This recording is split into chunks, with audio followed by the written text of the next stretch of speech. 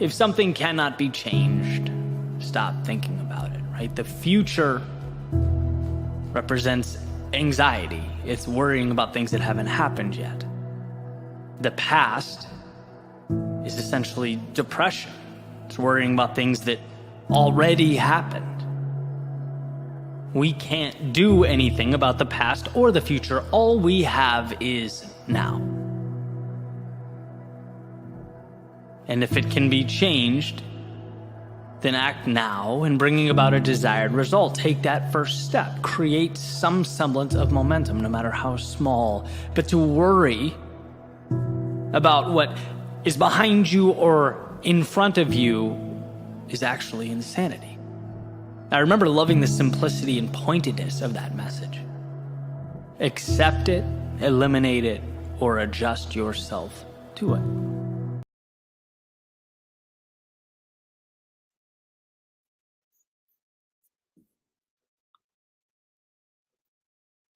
Good evening, everyone. Thank you for joining me tonight on Real Talk. I hope everyone had such a beautiful time. That weather outside is just immaculate. I spent time outside enjoying the weather. It was so wonderful. I just want to thank you all for joining me tonight on Real Talk. God bless you, Vivis. It's so good to see you. Thank you. God bless you, Elise. We have a wonderful show in store tonight. I think it's going to be a great show. I want you to like, we want you to comment, we want you to share. We even want you to subscribe. Don't forget to do that. That's kind of important too. But we're going to talk about tonight navigating seasons. And I think we all can admit that our lives go through seasons. Catherine, God bless you. So good to see you. She's one of our faithful viewers that's always on chiming into Real Talk to see what we are talking about. So as I was saying before, we're going to be talking tonight about navigating through seasons, right? And I think we all can attest to the fact that life just happens to be that way. There's phases, there's stages, and there's seasons. And I'm delighted to invite, I have a guest tonight who can talk to us tonight and share with his story. And I want you to tune in and I want you to focus and I want you to hear. So help me welcome to the stage right now, Pastor Horace Moore to Real Talk. Hello, everybody. God bless you, Pastor. Thank you again for being on Real Talk this evening. Thank you for the invite. Absolutely. As my team explained, we get on Real Talk and we talk about real issues that affect real people. So before we get started, Pastor, can you kind of share with us a little bit about yourself? Okay, well, a couple of things, quick facts. I'm a father of three. I am a retired police officer, and I am a kidney transplant recipient. Okay. So let's start right there, Pastor, if you don't mind sharing. What was it like working for the NYPD? I want to definitely ask that question with so much going on in the world today. And I'm not being negative when I ask the question. I just want to know, because today, as you know, it's been so many different things with people and police and people. What was it like for you? I don't know how long you were on the force. What was it like? It was both a blessing and a curse. Oh, okay. Can you share? There's some things that begin to change toward the end of my career, but being a Black police officer in a department that has a lot of inherent bias towards people who look like me, Yes. depending on where you are in the department, you can either get amazing opportunities or you can be seriously hindered in your career path for and growing on the job. Sure. You mentioned, Pastor, that you are a a kidney recipient. Can you share with us your journey? Okay, so I was on dialysis for 2 years, 4 weeks, and 5 days. Wow.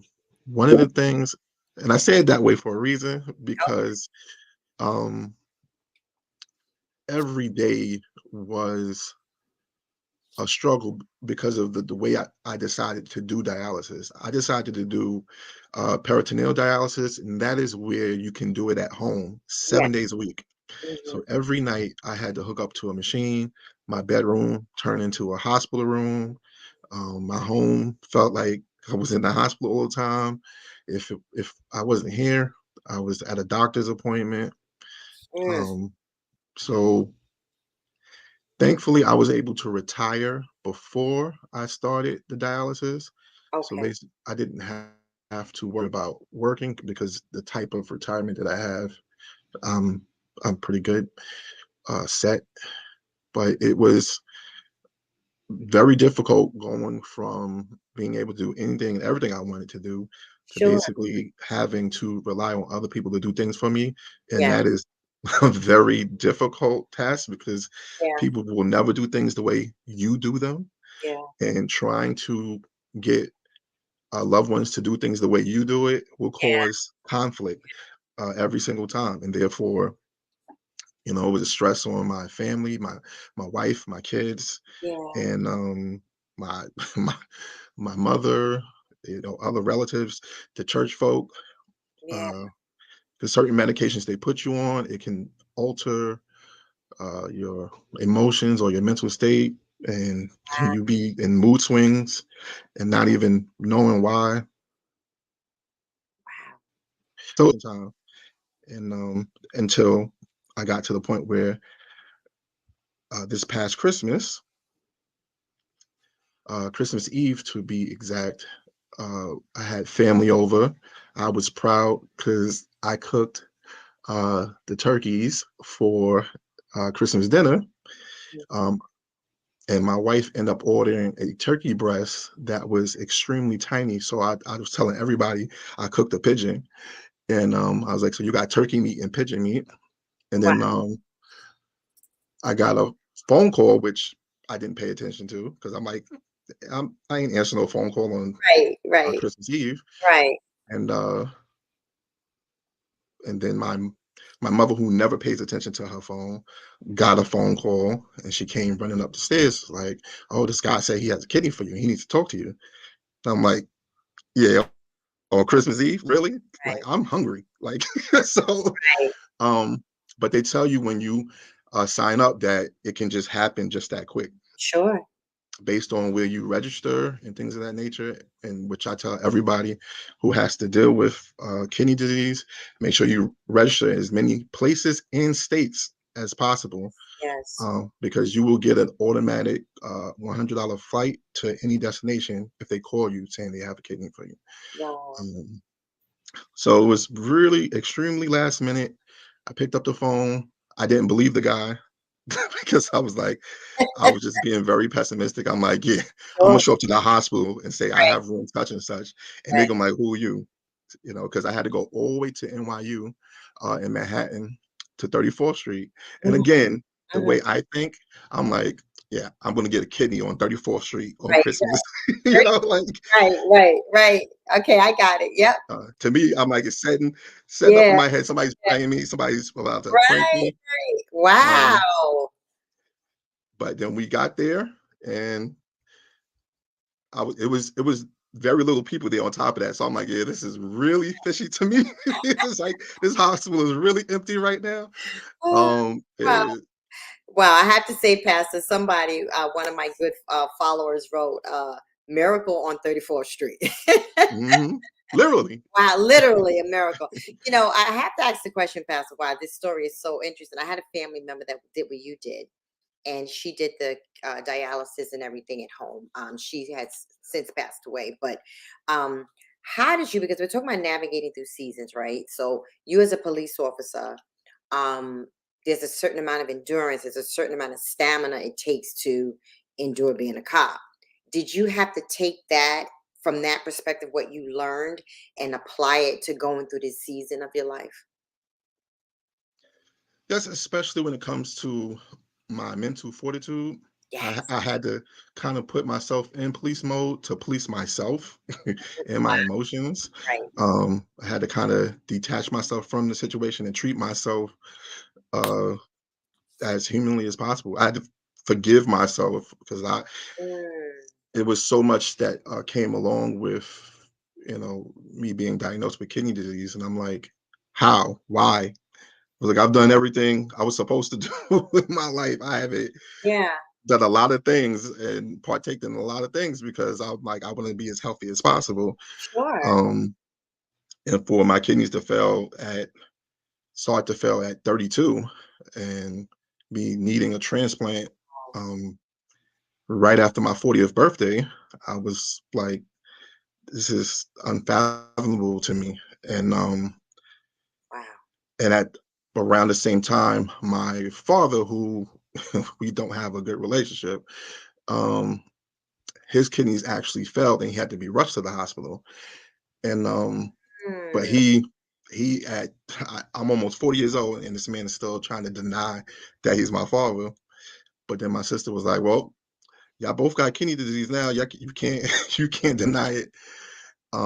So it was a lot of things going on around that time definitely. that made me have to really try to mentally focus Yeah. on Yeah. the goal, not the process, because That's the process makes you weary. sure. But if you remember the goal, Right. it's like I'm going to come out on the other side. I'm going to Yeah. win. Yeah. No matter what I'm going through and what I'm experiencing. Yeah. You mentioned, well, one of the viewers has a question for you, Pastor. Were you a pastor as a police officer? Yes. Okay. So I got in ministry in 1996. I became a police officer in 2005. I served for 15 years in Far Rockaway, Queens. Mm, Um, 15 years with no CCRB complaints um, put on me or substantiated on me. Um, I basically stayed into the same precinct up until the last 3 years of my career in the 101. And then I went to Queens Warrants, and then I went to the medical division wow. where Wow. I finished my career. I have to go back and ask you, Pastor, because this story, your story is so powerful, and somebody's watching that could be going through a different season, a health crisis or something in their life. Why did you say you had to forgive yourself? Because it's it's the blame game. It's like, what did I do wrong? Okay.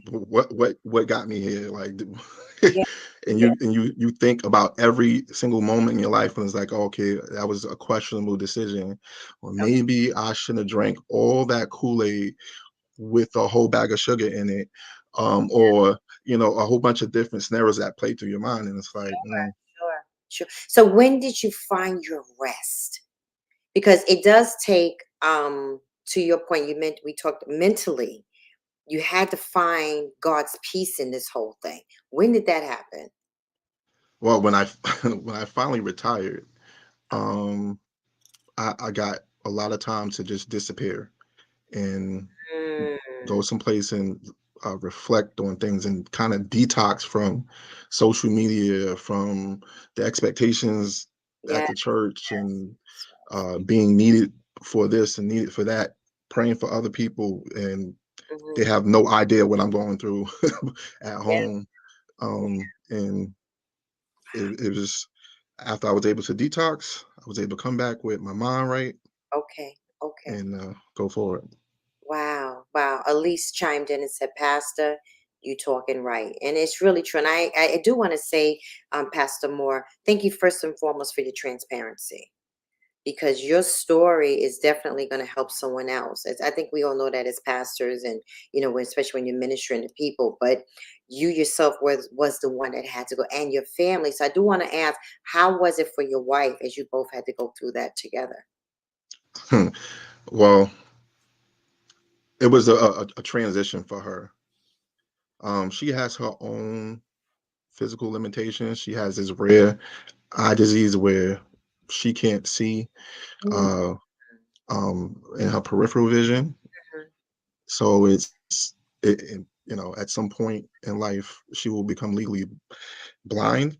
And mm. I said it already happened, but she don't believe it.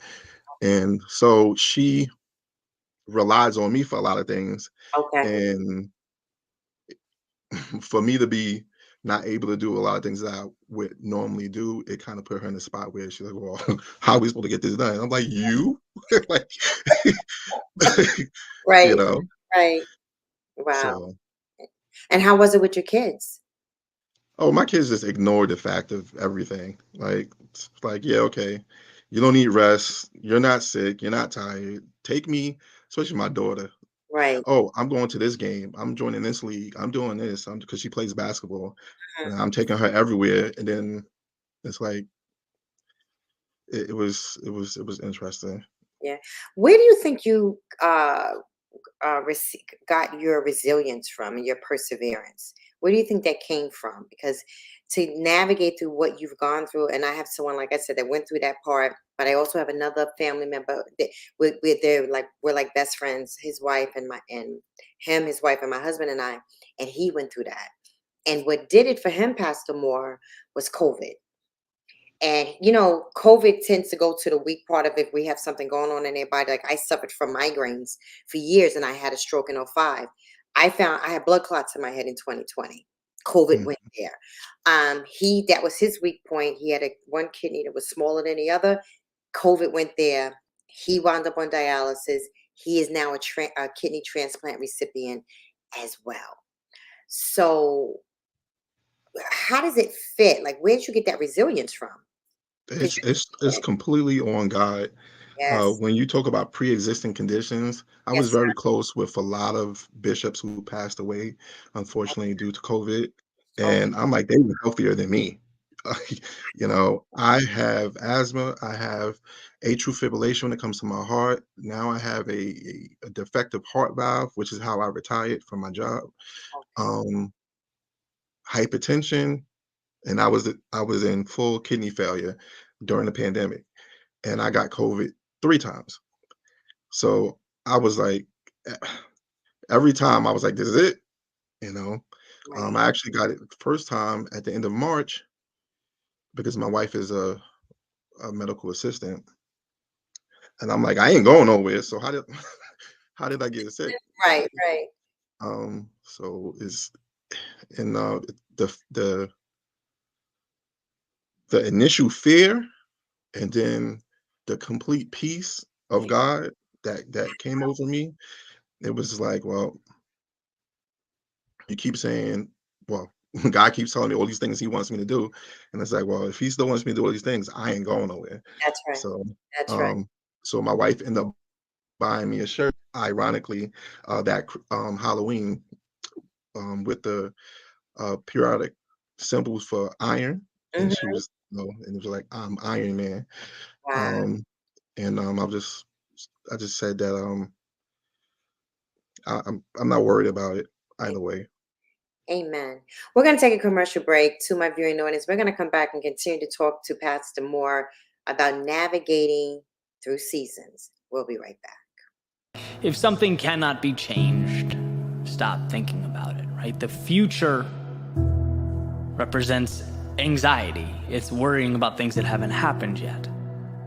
The past is essentially depression, it's worrying about things that already happened. We can't do anything about the past or the future. All we have is now.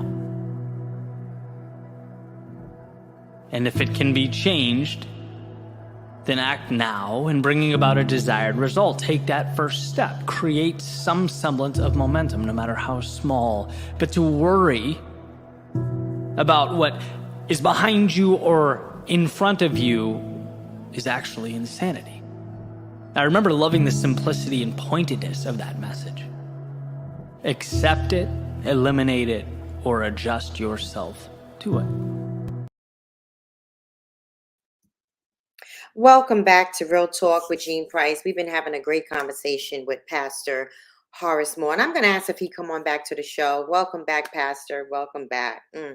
Thank you, sir. I just want to again say thank you for being on the show, and I have to tell you, I salute the strength that you and your wife have. I think it's the resilience that we were talking about before the commercial break, Pastor, and your faith, the faith that the both of you represent Christ. You represent well because it's not easy going through sickness. I think that's one of the hardest tests that my husband and and I think that's why I could relate to the two of you a little bit. My husband suffered, he had one heart attack, two heart attacks, and he has, I think, several stents in his chest and his heart. So going through that it was a difficult time. It was really difficult for us. And then when he had COVID, he suffered bad. He was close to going to the hospital. It was really bad. And then I had COVID and had a stroke. So for those that are watching, people like myself, and other people that are watching. I just want to say thank you to you and your wife for your resilience. Um, advice would you give to others, right, that are going through something very similar, Pastor? Trying to navigate, it's a season, when our faith is tested, we don't know when we're coming out of that season. What would you say to them? Your support system is vital. You have to designate two people to basically be your caretakers.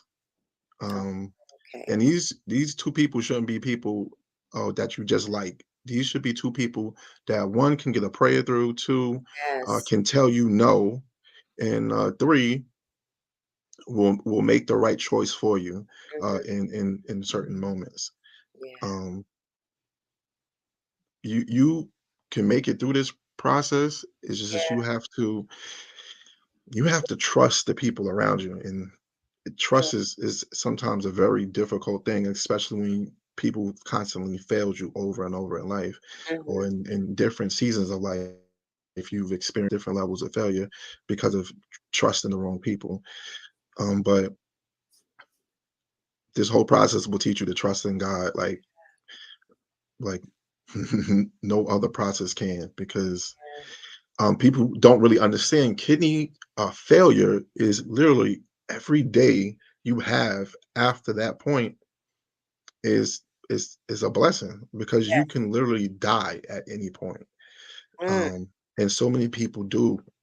yes. So just the fact that you wake up another day to have another treatment or go to another dialysis center, just another day, another sun, I don't care what happens. You're Another right. 24 hours, is you have to be thankful for it, because you don't know what's going to happen when you go to sleep. It's true. Since you've had the transplant, Pastor, has your outlook on life and your future goals have that changed? um Initially, I was like, I do everything. I felt like completely healed, and I was ready to take on any task. Right. But then I started to deal with complications, and Oh, um it didn't change my outlook from where it was, but it changed my timeline of when I was going to be able to do things. okay. I understand. There's a question on the floor for you, Pastor, from Vivis Martin. Did your dad ever come around or overcome his kidney failure? If you would like to share.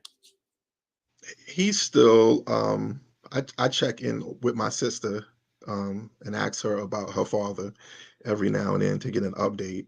And he's still on dialysis. Mm, They probably won't give him he probably won't receive a kidney because of his past history, okay. uh, you know, all the messed up things he did. Mhm. And like I said before, it bothered me a lot, because I'm like, he did everything wrong in life and he made it to 67 years old. I Wow. did everything right and I didn't even make it to 40. How is that? How's that even fair? Yeah. But But is but he's still, like I said, every day, each day is he's still kicking. So it possible, Pastor, it's genetics? yes, it is. Mm. That's interesting because even with my husband with his heart condition, his father, same thing, genetics. And there's Hmm. some things when those are some of the things we just can't do anything about it because it's in our DNA. So now, now that you have this sitting in your lap, right? What are some of the things that you want to do, you plan on doing, and nothing's going to stop you, whether it be from pastoring, just what is it? Because this, I understand every day you live, your faith has to be so, and it has to be increased all the time because of what you're going through. But does it get to the point where, to your point, you don't let it bother you? You're just gonna keep pressing. So, what are some of the things you plan to do? Um, well, I serve at my home church as the pastor to the pastors, the campus pastors. Mhm, And once I got on dialysis, I had to slow down a lot on things. mhm. So I didn't do as much teaching as I would have. I refused a lot of you know speaking engagements, Oh, um, mainly because I was just like, I didn't want to feel like, you know, a hypocrite and I didn't want to be phony, I knowing understand. how I felt about everything that was going on. I'm not trying to, you know, be fake in front of people, because the Right. pulpit has making you very transparent. Yeah. So um, I never, you're gonna lead and you're gonna bleed um, Mm, unintentionally on people, but I never wanted to be that person who was just preaching from a place of my pain, oh, trying to preach recovery, but all I'm doing is hurting the people. yes, Mhm. I agree. Yes. Wow, that's powerful. So you talk about preaching recovery. How do you do that?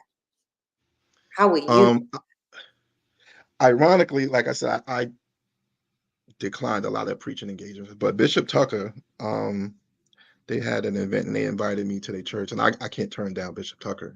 So Oh, I went this year, well, last year, June, and I was hesitant when it came to the altar call, because I didn't want to pray for anybody. It was kind of, I was kind of being selfish. I'm like, I'm not going to pray for people for healing, and God's going to give them healing, and I'm sitting here, mm, basically dying, interesting. because I've seen it over and over and over again, and yet I'm still dealing with all these things that I'm dealing with. Right. Right. But then um, somehow during the message, I was like, I'm going to be healed before this year is over. And God allowed me to open my mouth and speak it. And when I spoke it, it just had to happen. And Wow. literally at the last moment, in the 12th hour, at the end of the year, At the end, uh, on 34th Street, you had to go. Don't forget that. mhm, Right. I Right. it was confirmed by That's my pastor, and I called him as soon as I got the call. I I was supposed to be going to the hospital. I had to call him. I'm like, you keep opening your mouth. This is how transparent I am with my pastor. right. I'm like, up your mouth and stuff keep happening. Now I can't even eat my pigeon. And he started cracking up. Wow. And he was like, just let me know when you get to the hospital and everything. But that's um when I joined my church, this was right after I left another church that I was a part of for basically my whole life, 30 years. And the motto of our church is, your life gets better from here. Mhm. And I'm like, this, my pastor, Pastor Jerome Solomon, has prophesied into my family's life and my life so many times. But this particular prophecy was for everybody. He just put it out there. So I was like, man, you keep talking. You keep talking. Now I'm gonna be in the hospital for Christmas. you know, um, messing around with him, because I'm Wow. very sarcastic like that. Wow. That's something, I want to go back to something you said in the beginning of the show tonight, sir. You mentioned your mental health. Do you find that when you go through these seasons, these hard seasons, that mentally it plays a part, and or it plays it has a part in our faith, in the sense that it's a challenge mentally. Right. There are things that are going to happen in life. And even for those people who are married, there's are things that are going to happen in your marriage that can literally break you. And when you're recovering from those things, you may deal with depression, you may Mm, deal with an anxiety, yes. you may be having panic attacks and things of that nature.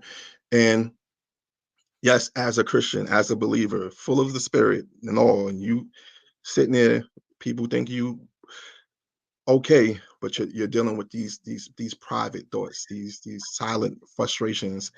But you can always, if you just try hard enough to just put it in his hands, you can always overcome those Yeah. things. And it's when I was young, I used to hear the mothers say that all the time, and I'm like, yeah, I sound crazy, because I can't see this guy and how I'm gonna put it in his hands, because I'm uh, literal sometimes. Right. But just, you have to surrender to things that you can't change. Yeah. You have no Basically. power over Yeah. certain things, and you have to just relent and let go to God, and just Yeah. trust Him to do all those things for you. Yeah, sure. Do you find, Pastor, that having gone through this situation as far as your health, as far as eating and different things like that, has that changed for you tremendously? Because I know with our friend that had the transplant as well, like he has to eat at a certain time. It's like you have to go through certain regimens. How is that working out for you? The diet part was hard, Diet part, yes. because um I have an eclectic palate and I'm addicted to certain taste and flavors. Okay. So um I was towards the end, I was getting very frustrated with the process and all the medications that I Mhm. was taking, and that was nothing compared to what you have to take afterwards. um, but I was complaining to my nephrologist, my kidney doctor. I was like, I am a lizard. All I eat is salad. And y'all keep telling me to lose weight and it ain't going nowhere, And so it was like, I'm like, I'm tired of chicken. I have chicken in the morning, chicken in the evening, chicken. It was just like I'm tired of chicken. Uh, Right. I'm like, it's only but so many ways I can eat chicken, and it's been 2 years, 4 weeks now at this point. It's like I'm counting every day. I'm like, oh my God, I'm tired of chicken. But it was just once I started changing up seasonings and everything else to try to make it taste different, Yes, you yes. know, and it's just the diet isn't as restrictive as it could have been for me, but I was trying to, because I also said that once I turned 40, I was going to be in the best shape Okay. of my life, or at least better than when I was 30. Hmm. And when I was released from the hospital, I was actually lighter than I was 15 years ago. And I was like, wow, just that quick, you Wow. know? Wow. And exercise plays a role in that as well, right? It Exercising. can, but for me, only thing I was exercising was my faith. So, you I know, understand. I was Yeah. laying hands on my belly saying, "Belly Yes. be gone." I was like, Absolutely you understand. know, Yeah. but it was mainly because a lot of you will gain weight. Well, at least Oh, most people will gain weight because of their kidney failure because your body's not processing things the way it should. right. So you will deal with stomach issues and intestinal issues, and you're gonna gain weight.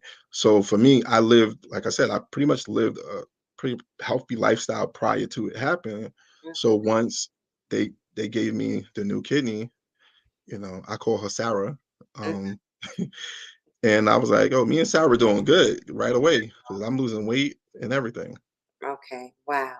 If you had to say something, Pastor, to the viewing audience that's watching and those that are watching the playback to this season of your life, right? I often look at things in my own life where when we go through certain seasons, God uses that as a stepping stone to the next. How would you encourage somebody? They're in this season, they're going through, say, cancer or something, they have a hardship in marriage or something's going on that's tough because your situation is a tough situation. What would you say to them to get through the tough situation? Um, you could look at me, you could look at other people who have been through whatever you're going through, and if God did it for them, He could do it for you. Literally, my best friend met him in high school on the gym floor.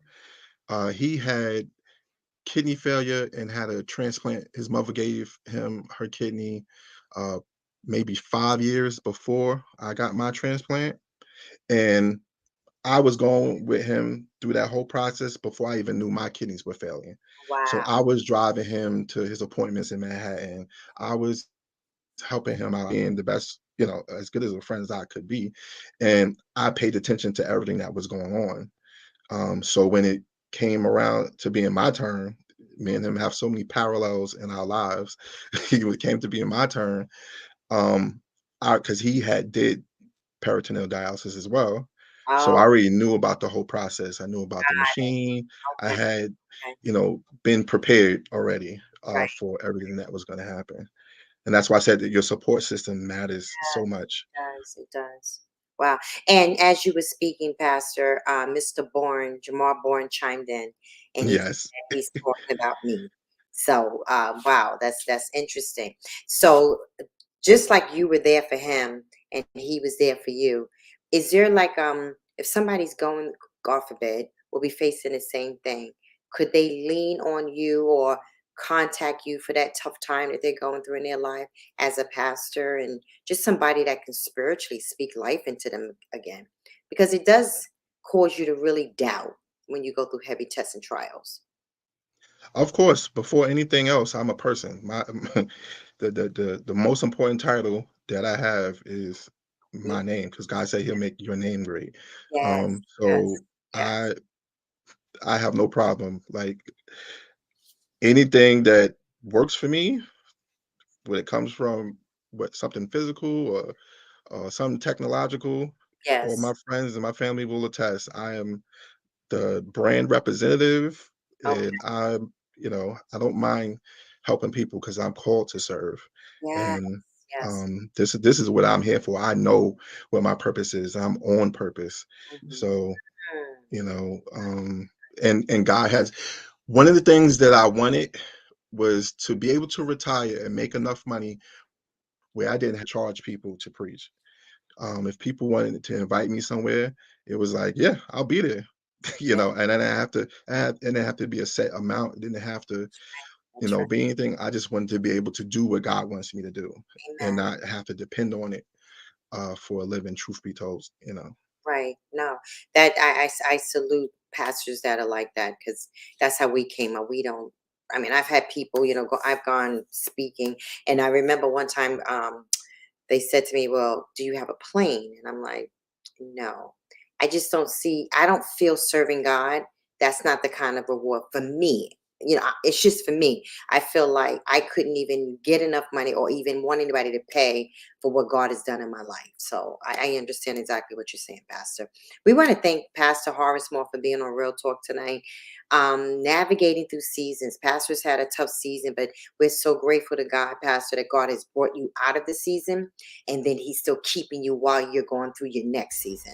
And that's what life is all about. We go from faith to faith, but I'm truly grateful because we understand that God is in it with us. So, Pastor, thank you again.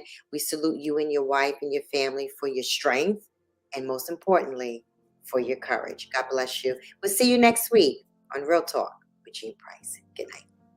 Good night.